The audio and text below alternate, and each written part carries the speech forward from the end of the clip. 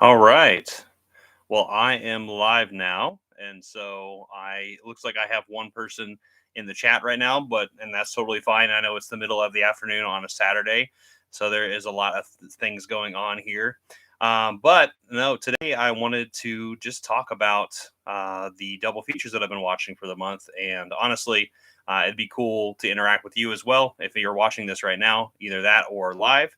But other than that, I will just be talking about my double features and then also just kind of covering some of the things that you might have been watching as well. So, okay, well, to get started, real quick before we dive into the double features, I did want to kind of break into this a little easier and talk about just some of the titles that I've been watching recently, and actually a film that I got yesterday that I am really excited to talk about and kind of showcase to you real quick. And Holland's watching right now, so hey, man, I it's good seeing you. I'm glad that some people are here watching this live stream. I hope people can at least check this out as they're coming in. And but I'm going to be talking about a lot of the films that I've been watching for the month. But I'm also interested in hearing what other people's double features have been for the month. If you've been watching any double features, so or any suggestions as well, that's really exciting too. So let's first talk about a film that I just picked up that I just caught in the mail that I'm really excited to kind of cover. And that is this lovely film from 1986. It's The Hitcher. I just got this from Second Sight in the mail, which I know it took years and years to kind of develop and also just get this going because of the restoration process. I think took a long, long time. But I watched this last night, and I've been watching a lot of the special features today. And then also, I actually read the essay book, which is 200 pages. But this is a fantastic film that I've never seen before. I've actually watched the Sean Bean remake of this that happened in the 2000s, which I know a lot of people do not like, but I like Sean Bean. So, but regardless, this movie, this was a really fun cat and mouse kind of game thriller with a crazy ton of action, and I did not know what to expect watching this. I mean, obviously it's in the name, you kind of know where it's going to go, but you didn't realize there's a lot of layers added to this film. And there's a terrific score, terrific acting. Jennifer Jason Leigh's in it briefly. And then also we have Rutger Howard, who is pretty much the scariest thing in here, right here. So let's talk about this box set real quick. So this box set is from Second Sight. It is a 4K and Blu-ray of it. And here is the book itself of the essays. I read all these after watching the films, and there's quite a bit of really interesting kind of meta narratives going on in this booklet, and also just the behind the scenes stuff going on with it. But I I really adored this particular movie, and also just in general, I really liked this set. I thought there was a lot of care kind of put into this, and anyway, Rutger Hauer, C. Thomas Howell, who is our main character, who is pretty much the everyman in this film. And then, of course, we have Jennifer Jason Leigh as Nash, who is another character, but it's really between the two guys. It's a guy who picks up a hitchhiker at the very beginning just because he was tired and he needed somebody to kind of wake him up and maybe have a conversation with. But it turns out to be a really psychotic person where Rutger Hauer plays this. But this is the postcards that come with it right here. I'm not doing a great job of selling this movie, but if anyone hasn't seen this movie, ooh, this is such a good film. And I didn't realize how many layers there were to it. And this is actually the screenplay by Eric Red, and this is a fantastic screenplay. I actually read this as well this morning, actually, as I was kind of going in between special features. And the screenplay itself, obviously, there's a lot of differences between this and the adaptation that will come up onto the film itself. But there were a lot of really fantastic changes, but also really interesting ones too. Like, for instance, at the very beginning of the film, where Rutger Hauer meets our protagonist, there's this silhouette of him. And he also has this kind of robotic voice to him in the screenplay, and I thought that was really interesting dynamic. But also, of course, the scariest scene in this entire movie, which I won't spoil, but there's an off-screen death that happens in a movie, but not so much in this, which the screenplay kind of showcases that, and it's really good to kind of just see the differences there. And it looks like Space Monkey is here. Hello, and yes, I hope you get the copy of The Hitcher soon. That is, it really is worth a treat. So I'm going to talk about this just briefly.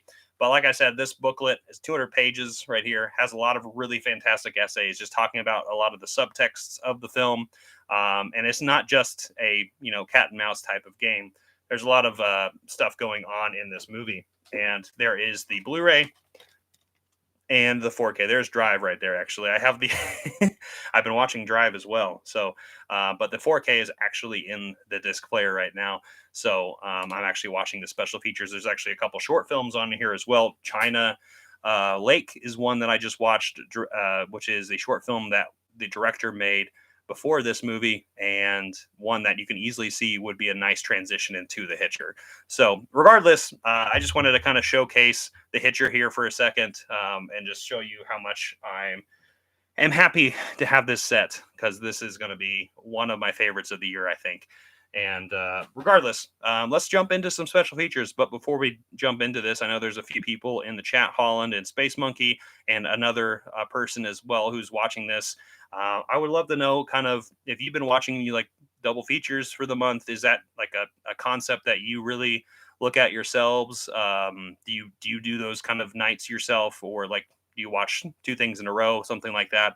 I kind of want to know if you guys do that kind of stuff in terms of themes and stuff. So, with that being said, let's kind of dive into the double features that I've been watching for these peculiar pairings of mine, and just kind of talk about some of the themes. And so I will do my best not to spoil anything, because I am a full believer in people watching films and visualizing it themselves, and not necessarily me, who is not the best at describing plot or characters, or etc. I'm just a guy who likes movies, and I like a lot of these movies, and I like the themes that it comes with. So, with that being said, let's jump into the first two titles, which I started this entire thing off, and is one that I had seen some years back that I really wanted to watch, and it's just been in my head, and that's kind of what kind of made me think of this idea of doing this peculiar pairings, and kind of just engaging with it.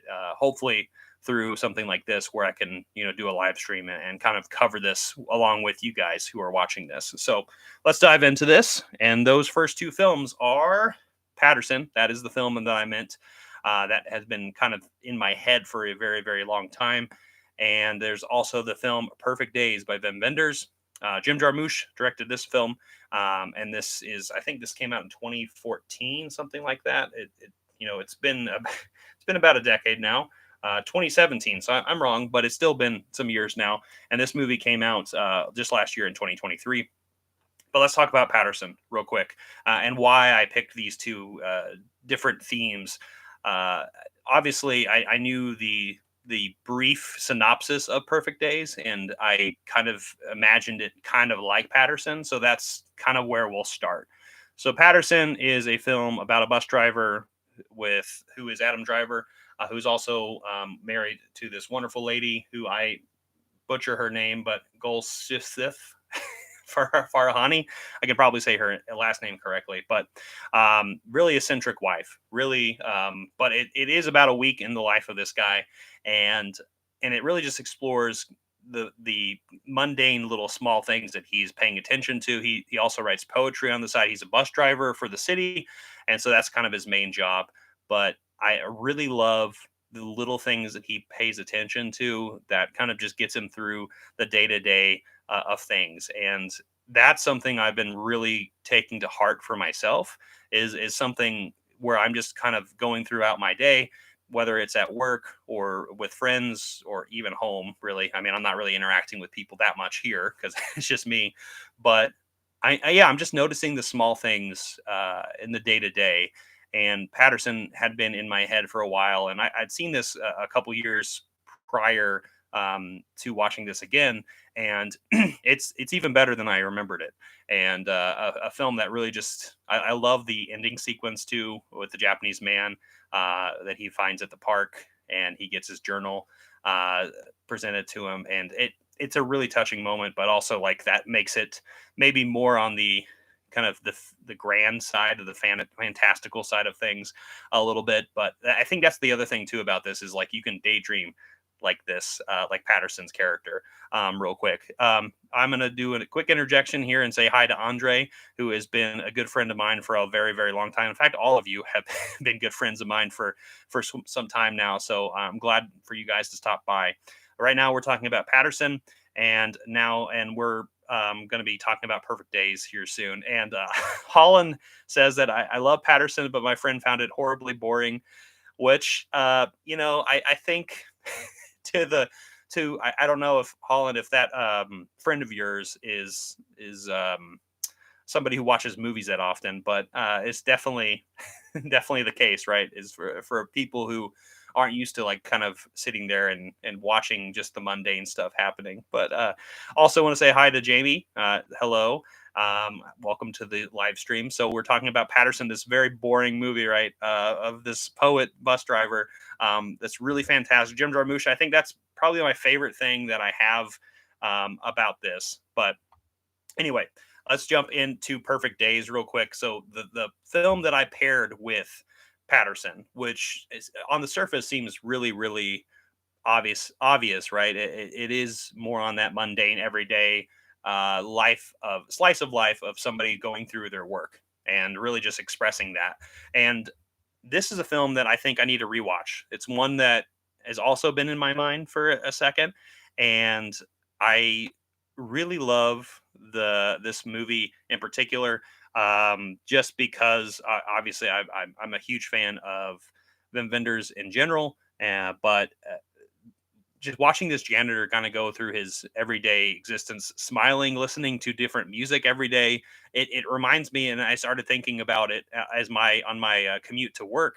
I started thinking about the types of music that I would listen to, and it would really alter my mood as I'm going into work. And I started just noticing that stuff. And I mean, obviously, these are just subtle things, right? But that ritual of everyday kind of existence, the things that we do in our day to day that kind of ground us to like to ourselves, is something really unique and really special. So anyway, real quick, saying hi to some friends here. Sam is coming around for a second, off to a 30th birthday party. I had that a couple oh, to be young again. Had that a couple years ago myself. Sam, thank you for stopping by, buddy. And Space Monkey is saying, thinking about double features, yes. Doing it, no. Which is totally fine. You really, I mean, time is a commodity, right? So it's something that we need to, if we have time, try to like. I a lot of the times this will go to like a side rant, but I like to watch things in halves because I really don't have time that often to do that because you know it's but life is just there's a lot of things going on. We either have friends and families and children and etc. So there's a lot of things happening. So yeah, but these films really were in my mind, and I love the mundane. That's probably the biggest thing going on for both these films is just kind of looking at life differently through our mundane actions. And that's what these two films in particular felt strongly for myself, and really just got me a little bit more appreciative of the things that I do in my day-to-day existence. And I don't know how to explain that necessarily, but it's something felt right. So I hope these movies, if you watch either of these films, even if it's about a boring bus driver or a boring janitor, I hope you can enjoy them. But these are fantastic films that I definitely recommend that you check out if you haven't seen them. And Jamie says 30 was 21 years ago. Holy crap. Well, to be fair, guys, I have sciatica, so I mean I may be in my 30s, but I have old man tendencies. Sam can tell you I have old man tendencies. I've been around his house a couple times, and so he knows that I'm an old man. Trust me, I am. Okay. So, anyone have any thoughts on Patterson and Perfect Days? I would kind of love to hear kind of what other people think about these movies. Has anyone seen these movies? I know Holland loves Patterson, but their friend does not like it. Anyone has seen this movie before?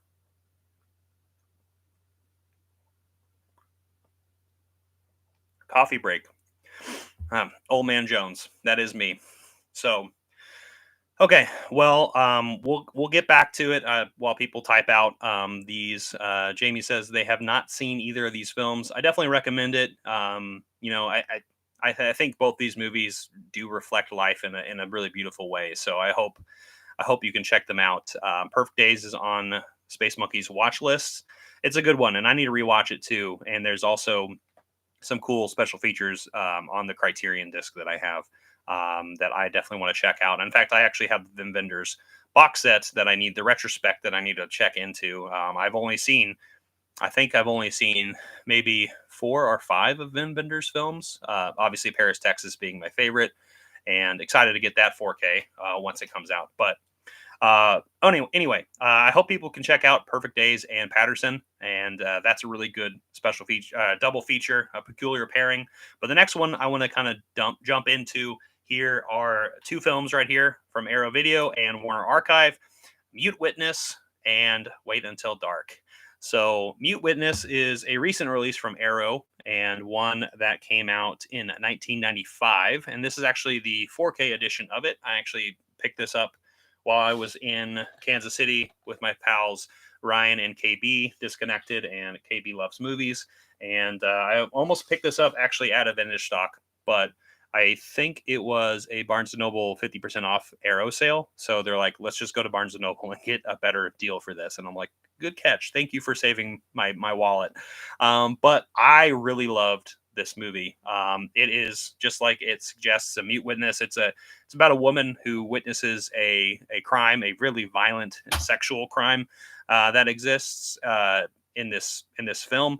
And I really was enthralled by how it kind of reminded me of The Game, if you've seen that film, where it's definitely like person in the wrong place, wrong time. And but one of the senses is completely gone, so she can't talk about what she saw, and it's just really kind of shocking, the things that happened. And for 1996, this was a really dark thriller, and very representative of the time, I think, too, as well. But it's a glorious Arrow release, and I definitely recommend people check this movie out. um, but like I said, it kind of reminds me of The Game, which similar time period, right? In the 90s, more like a Fincher film. But the film that I paired this movie with was Wait Until Dark, which is one of my favorites from the mid 60s. It's 1967, and it's got Audrey Hepburn, Alan Arkin, and Richard Crenna in it. This is a classic film and has one of the best jump scares I've ever seen. In fact, it gets me every single time I watch it. It's quite insane.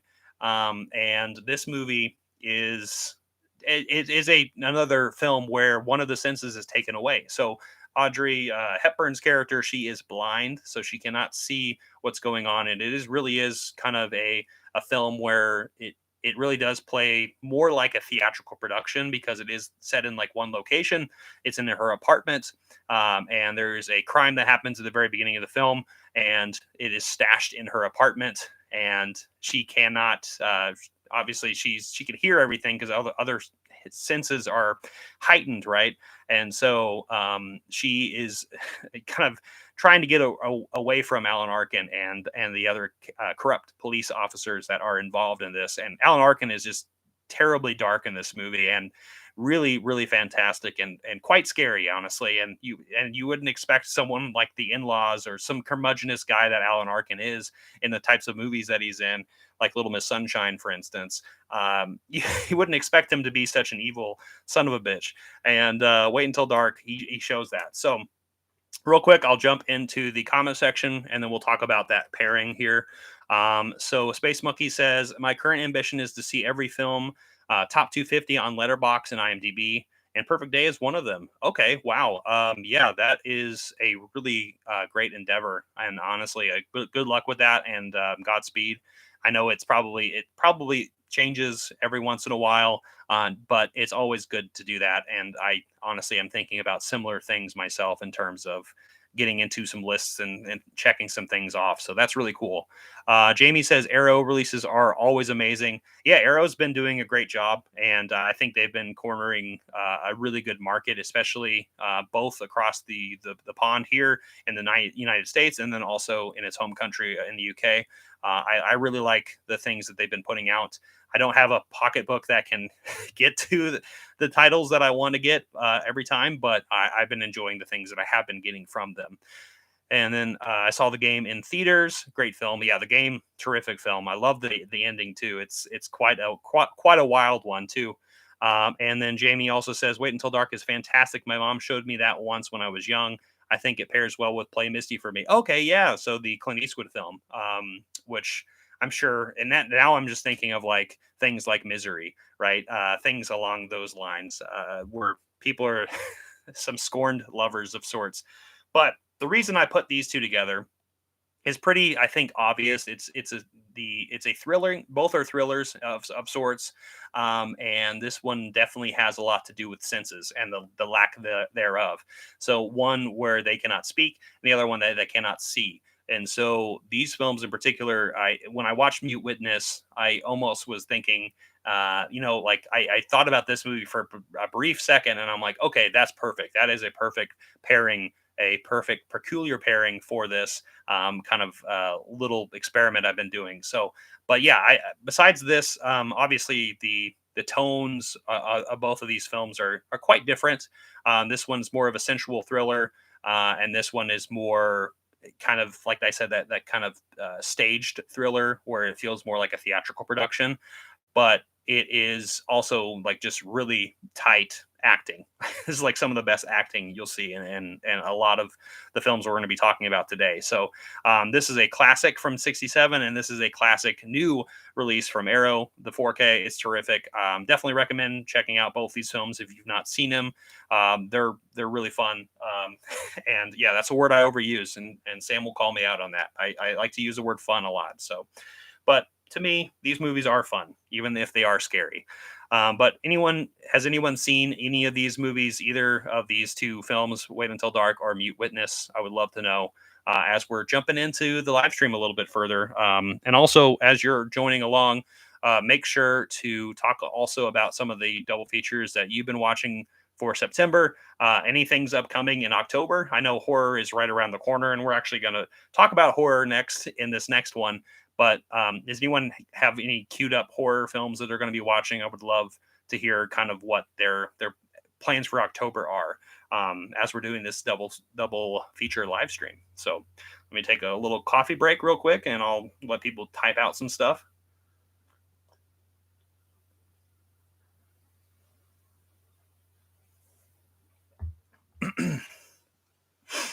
So yeah, so speaking of horror, we may or may not have had a Friday the 13th that happened last month or this month. It's still September. We're literally days away until October, which is really exciting. In fact, I put a video out yesterday, kind of outlining what I'm going to be doing, which is a lot. 31 films, three box sets. It's going to be insane. But Friday the 13th, going back to that, we had a Friday the 13th in September, and so I knew that night I was going to watch some slashers, right? Of course. And so I chose my two favorite of the Friday the 13th franchises. One of them that I think a lot of people do not like as much, but I don't know why, but I just love. And then one that is universally loved by a lot of people. But I watched part three in 3D, the one that is kind of on and off for some people. And then I watched part six, Jason Lives.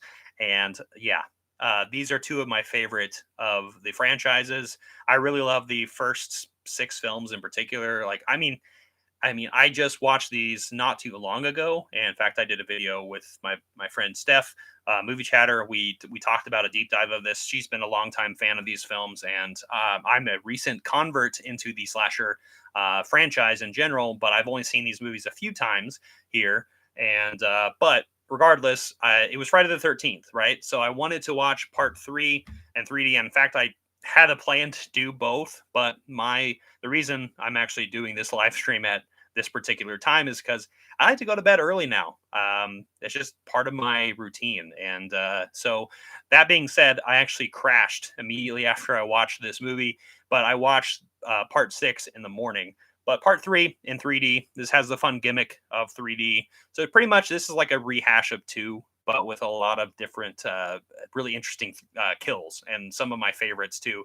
A biker gang that all gets killed in a barn in various ways. A harpoon death scene that I really love that is definitely meant for 3D.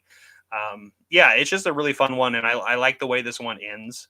Definitely on that close up shot into the barn, and it is just a really fun film that I think a lot of people, if you're going to rank your favorite Friday the 13th films, this was definitely at the top of mine for some reason. It just it's one of them that just really got me. And going to part 6, the one I told you I watched in the morning because I'm old, and I'm not that old. We've already established this. I'm young 30s, but my my routine has changed. So, but Friday the 13th, part 6, Jason Lives. This is one of the most self-aware, most fun films in the franchise. One that was actually, I think this might have been either my second or third movie I watched of the entire franchise. I had watched part 1 and part 2, I believe, years and years ago. Didn't really like them that much. I think I watched this during the lockdown with my old roommate, and we both fell in love with this. And he's like, "Yeah, let's just watch this slasher." And yeah, like I said, this is the most meta, most it has a lot of inside jokes. There's a lot of fourth wall breaking in it, and just some of the greatest kills. I love the couple that just kind of rolls up onto Jason as he's standing there, and it's like, "What are we gonna do? Are we gonna drive past him or like honk or?" And it's just a really funny scene. There's a lot of really hilarious things here, and also a lot of grotesque and gross things here. But Friday the 13th, of course, I had to watch both of these films. For the Friday the 13th that happened this month, and it was definitely a fun time. Has anyone watched any of these films? I know some people in the chat have, so I'm actually going to jump into that real quick as we talk about October. This is a good transition into October. So if anyone has any horror films they're going to be watching, let me know in the comment section or the live stream chat so I can talk about those. But let's see. Jamie says that they're going to start October by watching Donnie Darko. That is a fantastic choice, and one that I do not have the Arrow version of that film. I actually just have the standard Blu-ray. So that is definitely something I haven't seen in a while. So that is a movie that is probably going to be something I'm going to have to rewatch sometime soon. So great choice, great movie. And let's see, Space Monkey says I started my October today with Apartment 7A. I'm not familiar with that film, so I'm interested to hear a little bit about that, or at least look into it. Jamie says, I saw part 6 in the theater when I was 13. I wish I saw 3D in the theater, but I was too young when it came out. So, yeah, it's crazy to me thinking about like theater experiences. I remember when Freddy versus Jason came out, and at the time, I was not into horror at all. And now that obviously all these years have passed, I am into horror, and I really love the horror films that I've been watching. And honestly, I'm more into schlock, more into slashers, so it would have been a lot of fun to watch that in theaters. And so I'm remiss to have missed my own theater experience with the films. So that's really cool that you were able to see part 6, because I'd be very jealous to watch that with a group of people, because that is one of the most fun Jason films. And I just really, really love it. So that's awesome, Jamie, that you were able to do that. Let's see. Andy says Texas Chainsaw Massacre versus Switchblade Romance. I haven't seen Switchblade Romance. So, but I love TCM, which is right there, right there. But Andy, is good seeing you. I'm glad you're here, watching here as well. We also have, okay, let's see. Space Monkey says Apartment 7A is a prequel to Rosemary's Baby. Oh, wow. Okay, that's interesting. I actually just talked about Rosemary's Baby yesterday at work, of all places. I think we were talking about a disavowed, separating the art from the artist, and, I brought up like, well, I like Polanski films, but I don't like Polanski. And then I'm like Rosemary's Baby, and I'm like, oh wait a minute, I'm in Missouri, so I should probably cut my religious talk a little bit back, as that film is definitely. Charged for some people. But I thought that was really interesting to bring that up yesterday. That's crazy. So yeah, Apartment 7A. That sounds like a fun time. Is it streaming somewhere, or is it like on physical disc? Is that something I can check out, or is it in theaters? And then say Jamie said I saw all the Friday the 13th movies in theaters, starting with Part 5. That was an out and round, or a loud and rowdy crowd. That's really cool.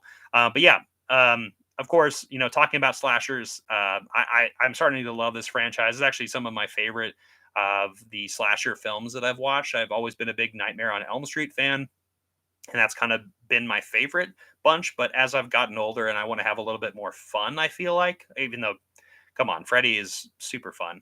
And Halloween is also a great franchise as well. But anyway, regardless, this is a fun franchise right here, that I definitely think people will probably be watching in October. But I had a little bit of a taste in September with the Friday the 13th that happened. Looks like Ken is here, Mid Level Media. What's up, man? Yes, we were victorious the other night. We did a live stream over on Mega Mike the Movie Man's channel, where we talked about Second Sight versus Vinegar Syndrome, which broke my heart because I like both of them so damn much. And I definitely am like, how these are two of the best, boutique labels out there. So it was really tough, but I'm glad that Second Sight won. As you can see, I have my line of Second Sight stuff. And actually, Ken, you just missed it. I was just talking about my copy of The Hitcher, which I just got yesterday, and I watched all of it, and I actually already read the book with all the essays in it. But this is a fantastic release. So anyone who is going to pick up anything this year, The Hitcher is one that I highly recommend. This is the first time I've watched this movie. I've only seen the remake of it. So yeah, with Sean Bean, who I'm a big fan of as well, but that's not as good as this one. Let me get a coffee break real quick, and we'll talk about some more horror films.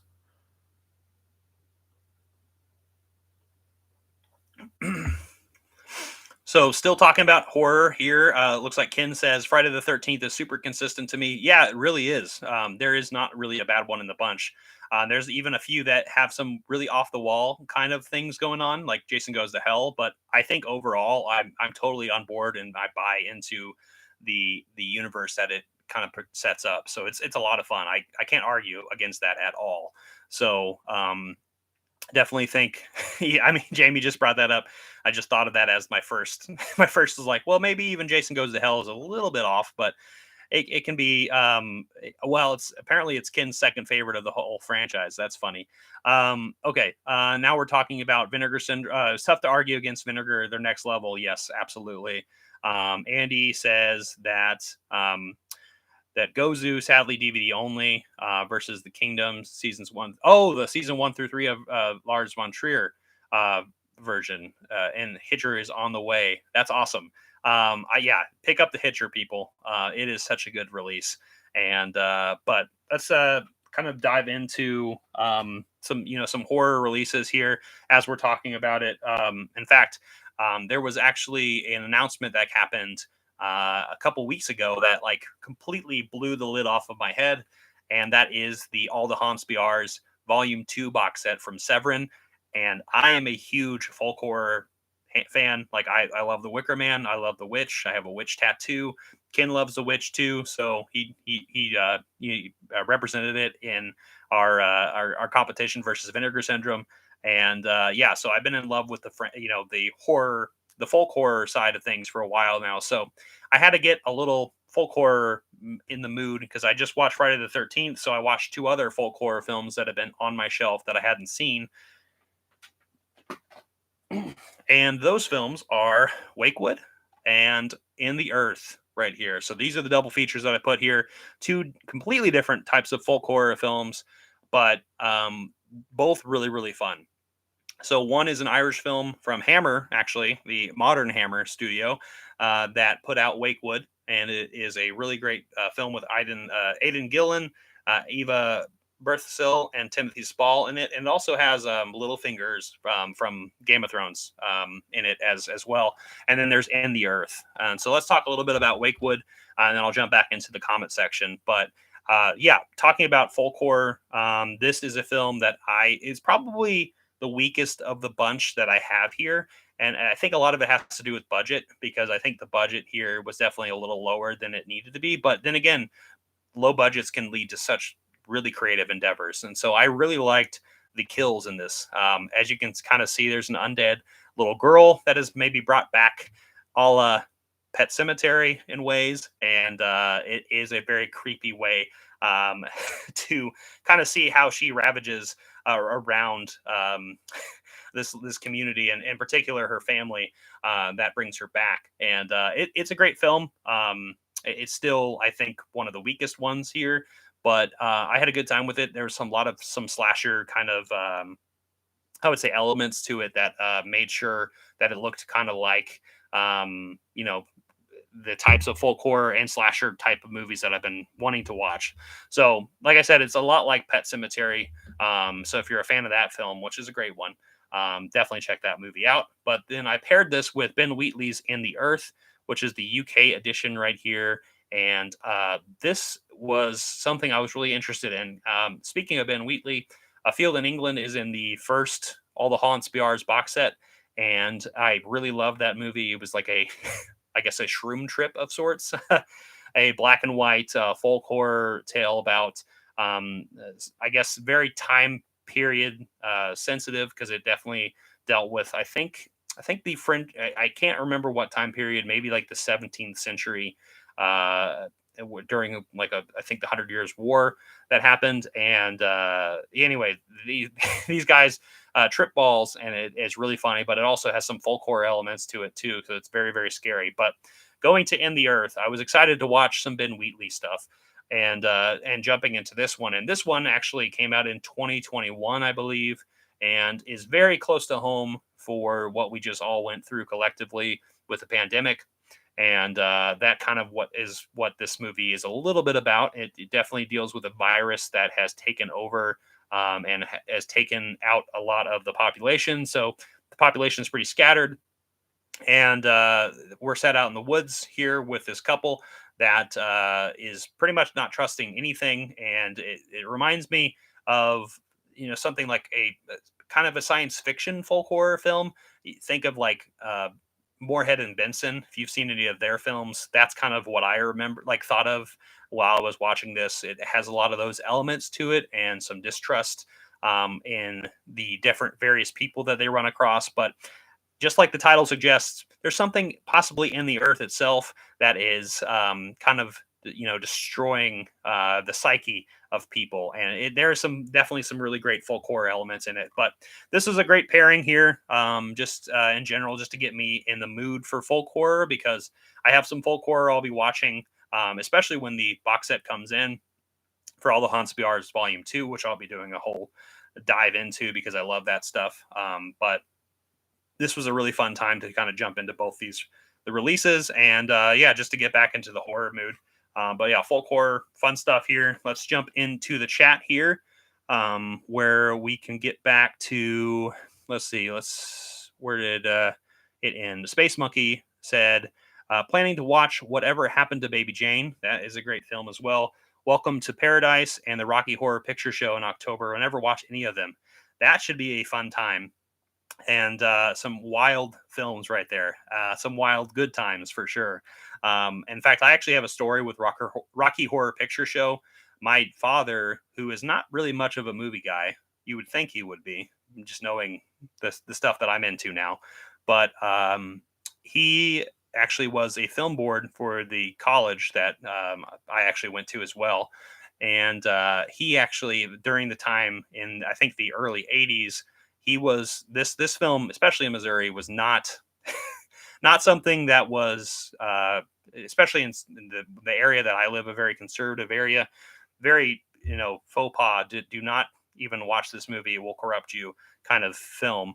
And my dad actually snuck this movie in to the student union at the time when he was the chair, and he got in so much trouble for it. But I remember he was telling me about, like, everyone would just, smuggle in marijuana and cigarettes and just have a good time watching this movie all together. And I did not know this aspect about my dad for a long, long time. So I thought that was a really cool kind of story hearing him getting into trouble, bringing the Rocky Horror Picture Show just to, that's something I just never expected him to do. So, yeah, for somebody who loves westerns and baseball, which is pretty much that is his life. But I love him to death, and I thought that was a really cool story. Great choices, Space Monkey. I think that's going to be a really great number of films here. Any number of Halloween films is a must watch for me. Agreed. Ken says GJTH has always been my favorite to watch as a kid, pure nostalgia. And yeah, Manhattan. Yeah.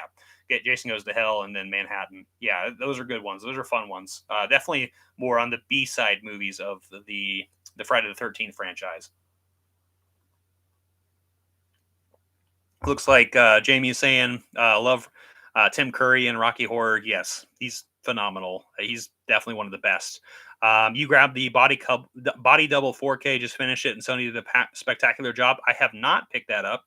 So thank you for the recommendation because I definitely will be checking that out now. In fact, I'll probably go pick it up sometime soon when I have the budget. I'm gonna have to try to save up. I've been spending money on trips. Actually, I'm going to Chicago here in December, which I'll talk about later. But let's see.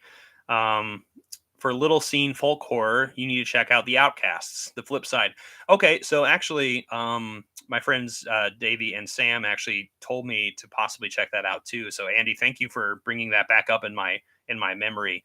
And I definitely want to check that film out. And I love the flip side BFI releases. I think those are some really cool releases that I don't think enough people here, especially in the States, don't really know much about. But it's a really cool lineup from the BFI that has a lot of cult classics from the UK in general. Not just UK, actually, a lot of world cinema too that are there. But yeah, The Outcast, that sounds like a fun film, and I'm definitely going to be checking that out. Jamie's going to do a double feature, a folk horror double feature of An American Haunting and The Witch. That's a great double feature. The Vivitch, as I should say. I don't know, Ken. What would you say? Would you call it the Vivitch or would you call it the Witch? Right? And would thou like to live deliciously? Is what I'd like to ask. And then Andy is saying, whatever happened to Baby Jane is brilliant. It's a film that I've only seen parts of actually. So I think I may have said earlier that I had seen it, but no, actually I've only seen parts of that movie. But I've been wanting to watch that. That I know the real life story behind the clash between those two titans, and so I'm excited to check that out. And then talking of Tim Curry, The Shout by Jerzy Skolomoinski is a must. And is that also on the flip side, BFI flip side? I know that director. I believe I got Deep End from them. Is that that director? Anyway, let's kind of jump into the last bit of double features and kind of we'll just jump back into kind of as we're segmenting into October here for a second. And those last two films that I have here are Blue Velvet and Trinque Laquin. So very different films, both on the surreal side of things here. David Lynch's Blue Velvet, a film that I actually did not like the first time I watched this movie.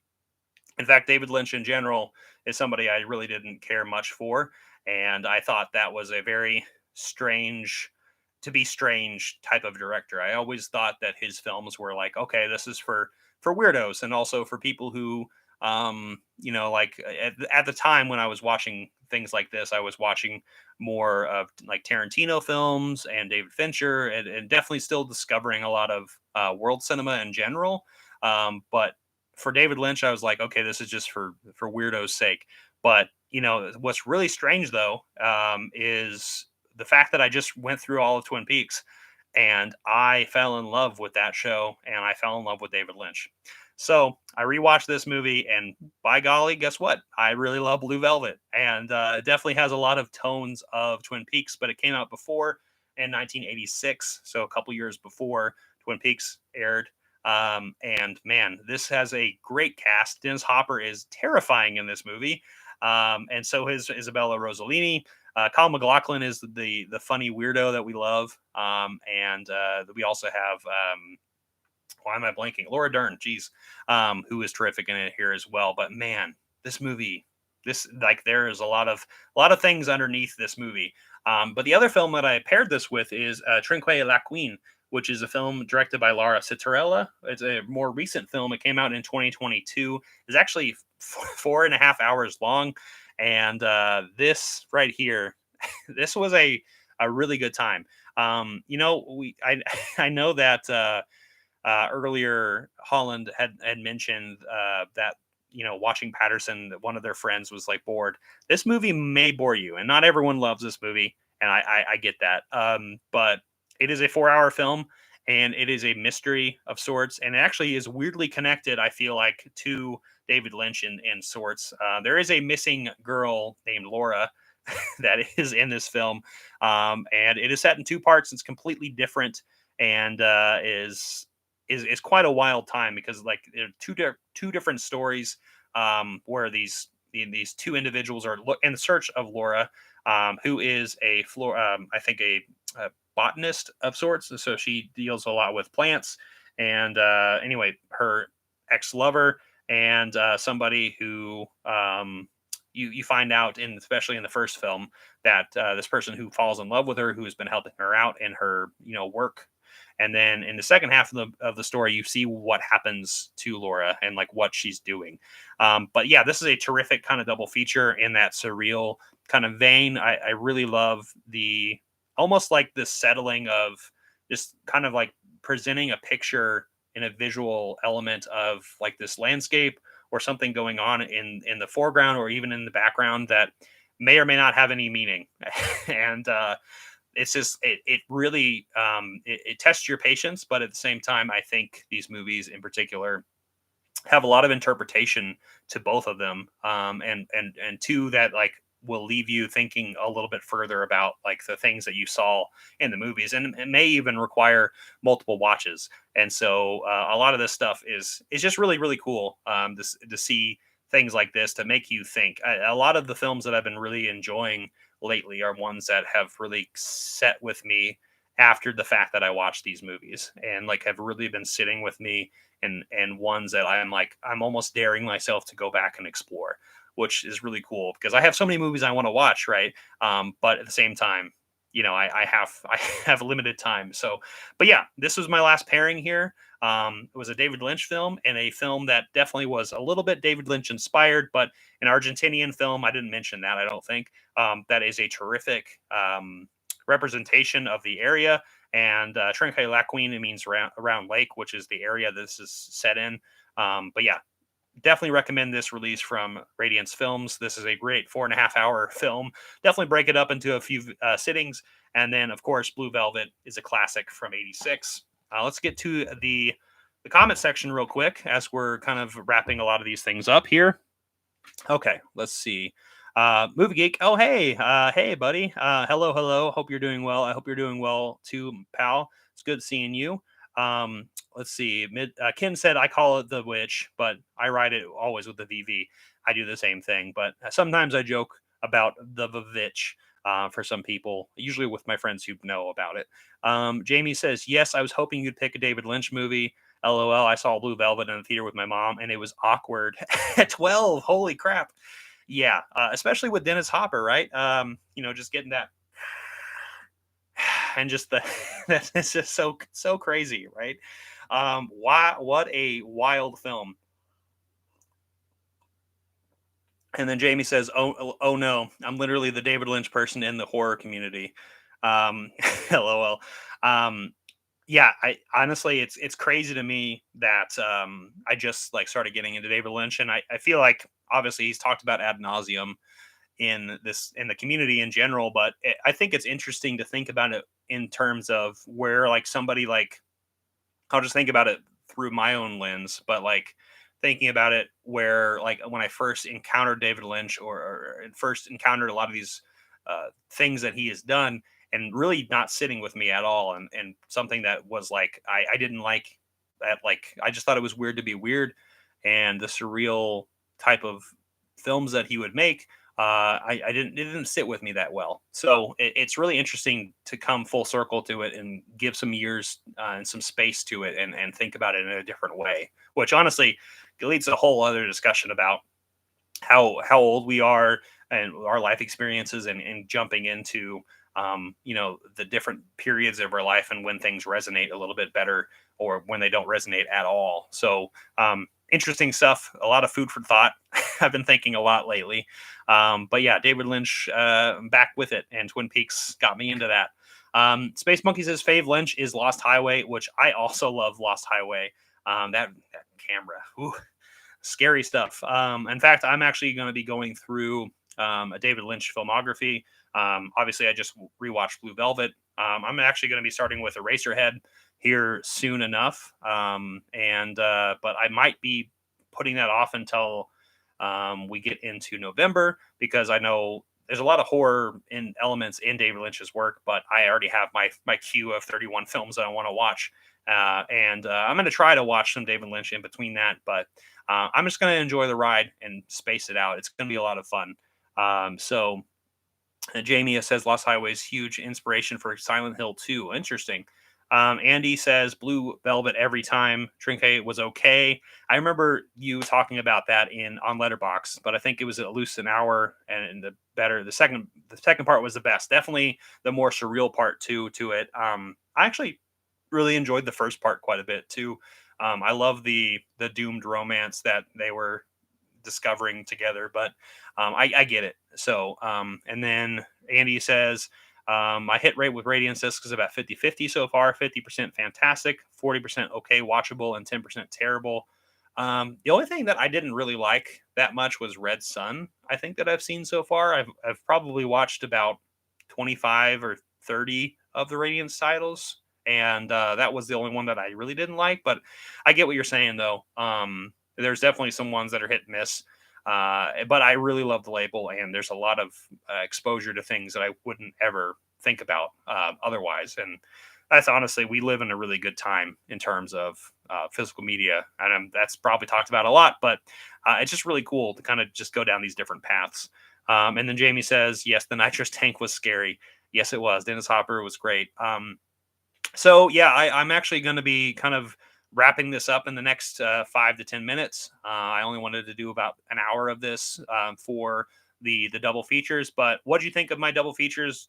What do you think was like kind of the best double feature of these? And then also, what are you going to be doing for October? I would love to kind of hear more about what your plans are for the month.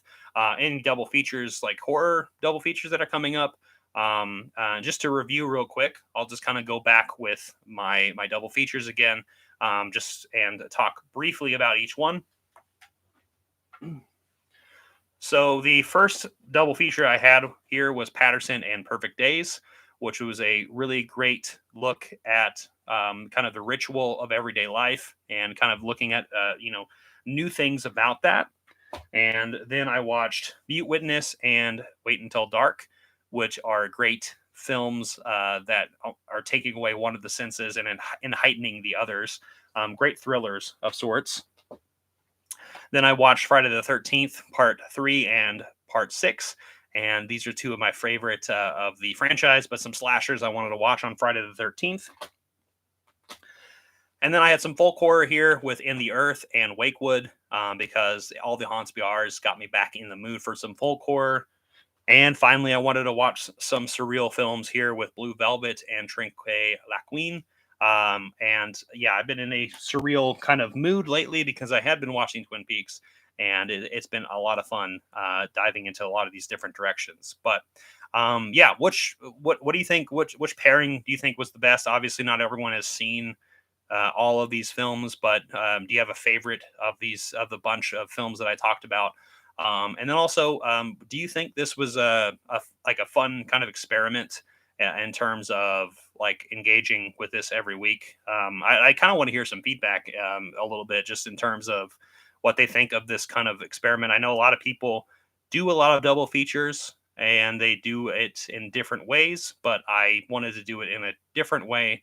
But I don't know if it really resonates with everybody. But it's been fun for me in terms of doing my film journey, which week 11 will be coming out tomorrow.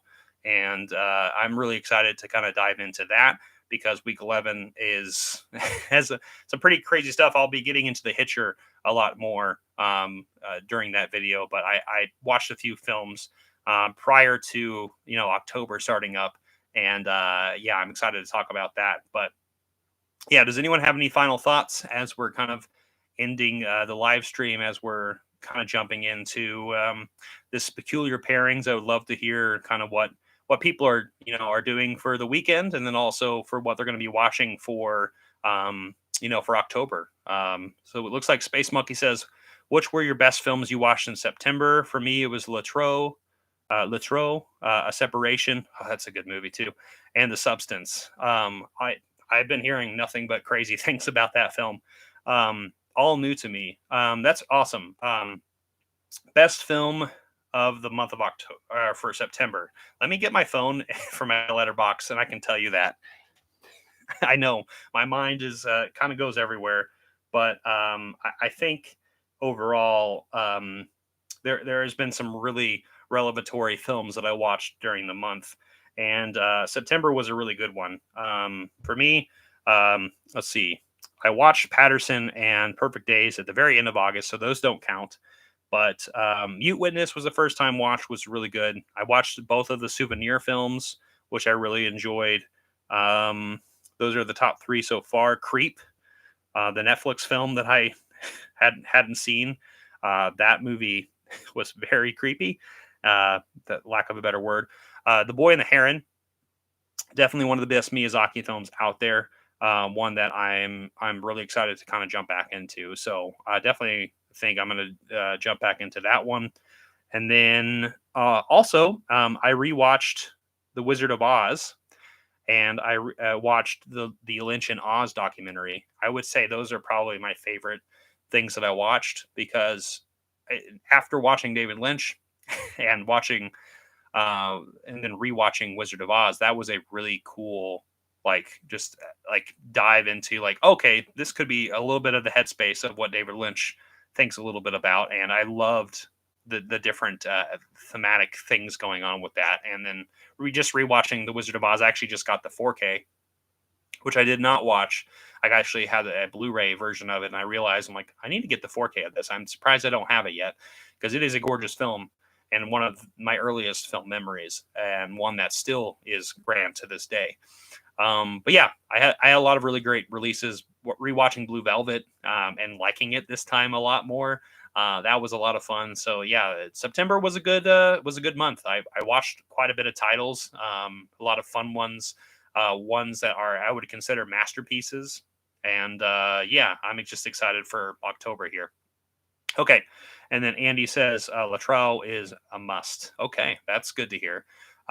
Anyway, as I'm kind of finishing this up, I want to say thank you all for everybody who is stopping by and checking out this this little peculiar pairings live stream. I hope you enjoyed it, and I hope you enjoyed my brief thoughts on all these different double features. It's been fun kind of jumping at these things in different ways, and I hope I expressed myself as clearly as I could, or at least make sense in my incoherent ramblings that I like to do. But I want to say thank you all for watching this live stream. I hope you enjoyed this time, and if anyone's watching this on the rewatch, I also hope you enjoy it, and can get some content for yourself, and some recommendations for the things that you are going to be checking out. So I appreciate you stopping by, and yeah, thank you all in the chat who are here, and I will see everyone next time. I'm not jonesing around.